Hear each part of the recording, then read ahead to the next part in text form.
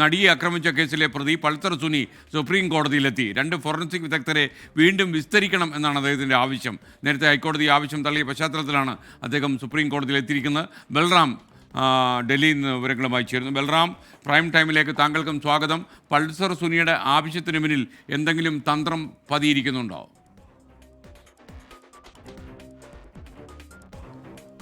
S K N, ഈ Pulsar Suni ഇപ്പോൾ supreme കോടതിയെ സമീപിച്ചിരിക്കുന്നത് ഈ നടിയെ ആക്രമിച്ച കേസിലെ 2 സാക്ഷികളെ വീണ്ടും വിസ്തരിക്കണമെന്ന് ആവശ്യപ്പെട്ടുകൊണ്ടാണ്. അത് 2 ഫോറൻസിക് വിദഗ്ധരെ വീണ്ടും വിസ്തരിക്കണമെന്നാണ് ആവശ്യം. ഈ സാമ്പിളുകൾ ശേഖരിച്ച doctor, forensic laboratory assistant director എന്നിവരെ വിസ്തരിക്കണമെന്നും നേരത്തെ ഇവരെ വിസ്തരിച്ച സമയത്ത് താൻ ജയിലിലായതിനാൽ അഭിഭാഷകനുമായി ഇക്കാര്യം ആശയവിനിമയം നടത്താൻ കഴിഞ്ഞില്ല എന്നുമാണ് ഇതിന് കാരണമായി ചൂണ്ടിക്കാണിക്കുന്നത്.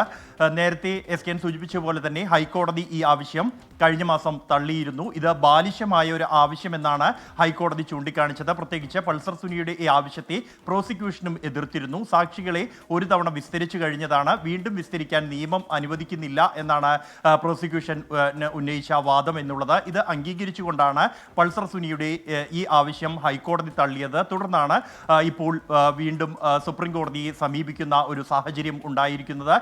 ഇത്തരത്തിൽ ഒരു വീണ്ടും വിസ്താരം നടത്തിയാൽ അത് വിചാരണ നടപടികൾ വൈകിക്കും എന്നാണ് നേരത്തെ പ്രോസിക്യൂഷൻ ഹൈക്കോടതിയിൽ ചൂണ്ടിക്കാണിച്ച ഒരു കാര്യം.